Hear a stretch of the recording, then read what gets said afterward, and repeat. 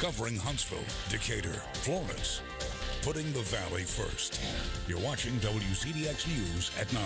That's where we start. I'm Sydney Stallworth. Well, more on that in just a moment, but first let's take a look at what else is coming up. What happened here? Well, what happened here is the city owns the cemetery that's behind it, and so this is the second time this has happened. I'm Sydney Stallworth in Coleman County. Right now I'm in the city of Coleman off of County Road 1162, and I want to just show you guys some of the extensive road damage we're seeing in Coleman County following Wednesday night's storm. Take a look. The sun is out, the birds are chirping, but we know we're not out of the woods yet. Hey, Mike, we're here at Doug Jones' watch party in Birmingham, and this is already a historic election in terms of voter turnout. We came across some damage that you just have to see to believe. We're just going to step to the side really quick, and I'm going to let you take a look. And speaking of tradition, we've got people that are starting to trickle in already, and we've got these amazing lights behind us. But one thing you all are known for is your great hot chocolate. Can people get food and drinks out here just like any other year this year? They can. We do have hot beverages for sale with optional holiday spirits, so you can put a little Bailey's or peppermint schnapps in there if you're looking for it. Oh,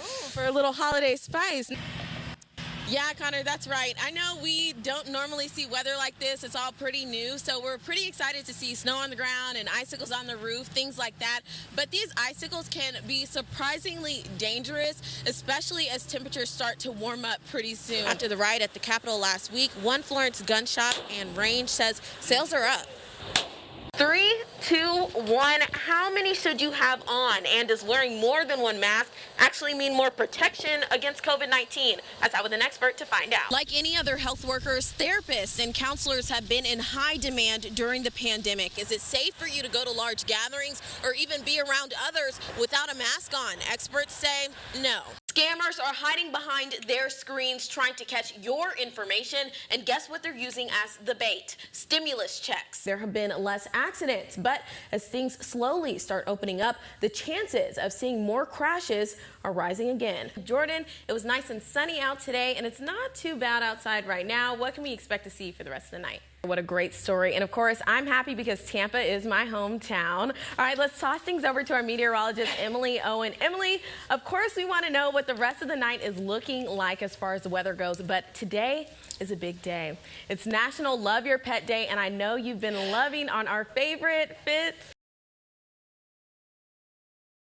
Well, I think we'll feel freer to do a few things since we have the shots. Sisters Kathleen Wales and Ruth Lawson both got their second doses of the Pfizer coronavirus vaccine today at Limestone Manor Assisted Living Facility in Athens. I'm just sorry of the occasion, but I'm glad to have some protection. And they're not alone. A total of 21, right at 21 residents. Every one of them is vaccinated now, either with their first or second shot. And out of 15 employees, a total of 12 are vaccinated. The home is tying in a little bit of fun with the vaccinations. Kind of incorporating with Valentine's Day. So we're calling it spreading love, not germs or not COVID. And Limestone Manor has a bit of a reputation for making the best out of a bleak situation. Last time we spoke, back in August 2020, the home posted a video that went viral of residents doing the hallway hokey pokey. Halloween, we did a Monster Mash video. Thanksgiving, we had a Friendsgiving meal with all the staff and the residents. We do exercise and we play bingo. Residents hope these vaccines bring them closer to one thing: family. My grandson is buying my house, and he has a little boy who is 3. So I look forward to going to see Henry. Until then, spirits are high, and these sisters say they're thankful and ready for all this to be over with. And they're very good to us. We don't have any complaints except we want to go home. Pitting the Valley first, Sydney Stallworth, WZDX News. Here in Lincoln County, Tennessee, wearing a mask is optional, and it's the same case in many other counties in the state. Some people have strong opinions for and against this decision, but as Tennessee's COVID-19 numbers are showing concerning spikes, the conversation is in full swing. How many of the people when I was out yesterday, less than half had on masks? Alabama has a mandatory statewide masking mandate. Tennessee doesn't. Tennessee Governor Bill Lee has stood firmly against implementing a statewide masking mandate and said he's left it up to the counties to make the decision. Lincoln County does not require masks. The county mayor, Bill Newman, made headlines last week after saying he believes, quote, masking helps prevent the spread, but that he's waiting on the Holy Spirit to guide him in decisions regarding a mask mandate. We touched base with him today. County Mayor Newman told us, quote, I will continue to urge people to wear masks. I absolutely believe masking works and will continue to message that to the community. Here's a look at Lincoln County's case trends. About 34,000 people live in Lincoln County, and they've had 1,471 cases throughout the pandemic. That means over 4% of the population has gotten COVID. In Madison County, that rate is about 3.4%. Over the past week, they tested on average only about 67 people a day, but the amount of tests that come back positive is a staggering 29.8%. The current national average, just 9.5%. Some business owners try to keep things as safe as possible. We did get some blowback from some customers for wearing masks, but we got a lot more support from folks who were glad that we've been wearing masks. We have not mandated masks because, frankly, I think that would have destroyed my business. Sheila Archer has comorbidities and is the owner of Java Road Cafe, a coffee shop in Fayetteville, Tennessee. The employees wear masks and encourage social distancing. In my humble opinion, it costs me nothing to wear a mask, and it could cost someone their life if they don't, or if I don't, and I can't live with that. Kay Campbell is the founder of the Mask Up Lincoln County Facebook page, which encourages masking and shares recommendations for businesses keeping safety in mind. She says she sees the effort of many Lincoln County businesses. All of us love this community, and we want to drive business to our local stores as much as we can.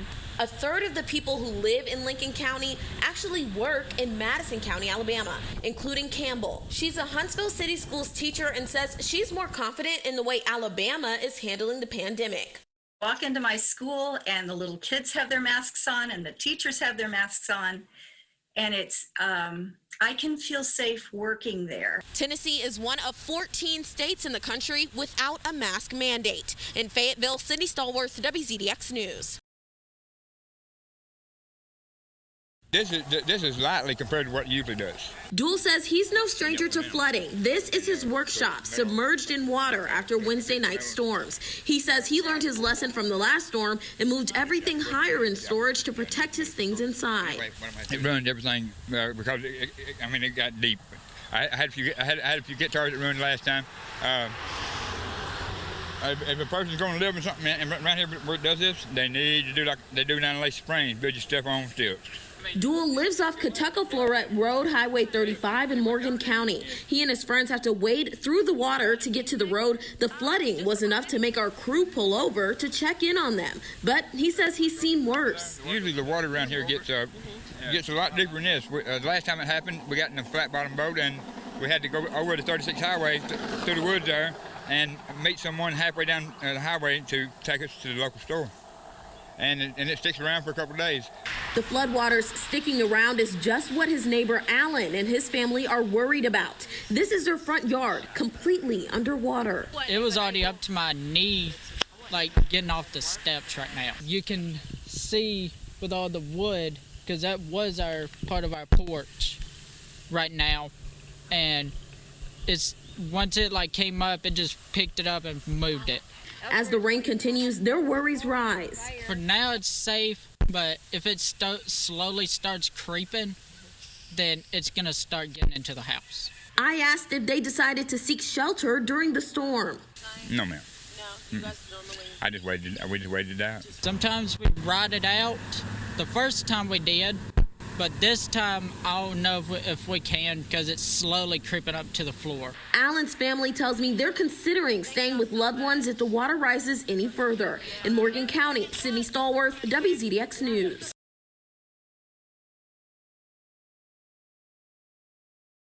20 years ago, Walter Peavy married a couple on the air of his radio show on WDJL in Huntsville, a black man and a white woman. In doing so, he brought awareness to a racist interracial marriage law still in place in Alabama, even in the year 2000. It was, it was on the books that it was against the law to have interracial marriage. In 2000. Yeah. After marrying the couple, the threats started to pour in. Covering Huntsville, Decatur, Florence, putting the valley first. You're watching WZDX News at 9.